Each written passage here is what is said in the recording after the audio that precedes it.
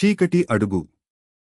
హైదరాబాద్ నగర శివారులోని ఒక బంగారు వ్యాపారి మృతి చెందాడు. మొదట ఇది సహజ మరణంగా అనిపించింది. కాని అతని భార్య శాంతి పోలీసులకు ఓ అనుమానాన్ని తెలియజేసింది. అతడిని ఎవరో హత్య చేశారు. బంజారాహిల్స్లో ఉన్న శ్రీ లక్ష్మీ జ్యువెల్స్ యజమాని అనిల్ కౌశిక్ అర్ధరాత్రి మృతి చెందాడు. కుటుంబ సభ్యుల ప్రకారం అతనికి ఏ అనారోగ్యం కూడా లేదు.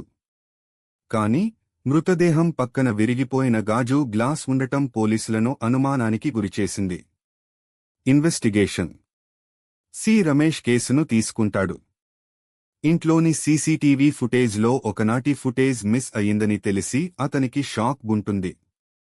ఇంట్లో పనిచేసే వంటమనిషి పద్మ కూడా అదే రోజు ఉదయం అజ్ఞాతంగా ఇంటిని వదిలిపెట్టింది. ట్విస్ట్. రమేష్ విచారణలో గుర్తిస్తాడు అనిల్ ఒక పాత మాఫియా గ్యాంగ్కు బ్లాక్ మెయిల్ చేస్తూ ఉన్నాడని. అతని మృతి వెనక అతని స్నేహితుడే ఉన్నాడని తెలుస్తుంది. అతనితో కలిసి వ్యాపారం చేసిన రవి.